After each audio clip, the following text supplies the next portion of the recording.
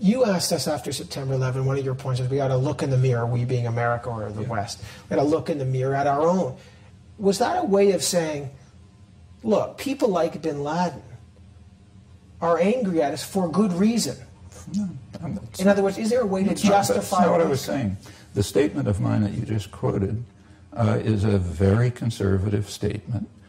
In fact, it was articulated by George Bush's favorite philosopher, Jesus Christ, who pointed out, famously, defined the notion hypocrite.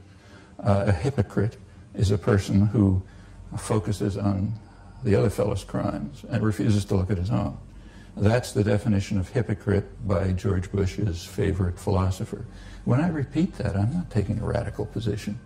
I'm taking a position which is just elementary morality. But even if he is a hypocrite, and not he, everyone. Okay, even if... Let me ask you another question. See, here's an experiment. Try to find a phrase in the massive commentary on September 11th which is not hypocritical in the sense of George Bush's favorite philosopher. Find one phrase. All right, but I don't think you can do it. Okay, but before, I don't want to get Gnostic here and religious on it, but I do want to... This is not religion. This is elementary morality. If people cannot rise to the level of applying to ourselves the same standards we apply to others, they have no right to talk about right and wrong or good and evil. But let's talk about even in right. And look, there's nobody pure, but an argument has been made. I know that the U.S. has committed atrocities.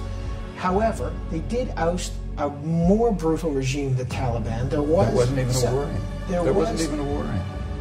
Wasn't even a war aim. But is that a moral thing to do? They did get rid of a brutal regime. There was celebration. Now, good, fine. And let them bomb Israel and get rid of the brutal regime there. Let them bomb Uzbekistan and get rid of the brutal regime there. You say the Taliban and the Israeli government are the same? No, they're not the same. They're brutal regimes. But let's go back a stage. The goal was not to oust the Taliban. That was not a war aim. That was a war aim that was picked up several weeks after the bombing started. Okay?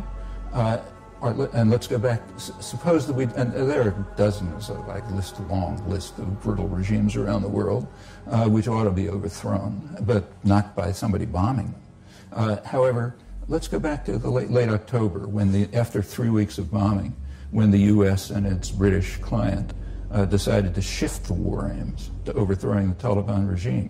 There was a meeting sponsored by the United States in Peshawar, Pakistan, of 1,000 Afghan leaders. They unanimously condemned the bombing and said it was undermining their efforts, which they thought could succeed, to overthrow the Taliban regime from within. The U.S. is doing it just to show off their muscle. All right, now... so the question of whether to overthrow a regime, yeah, that arises. And I think the Afghans are right.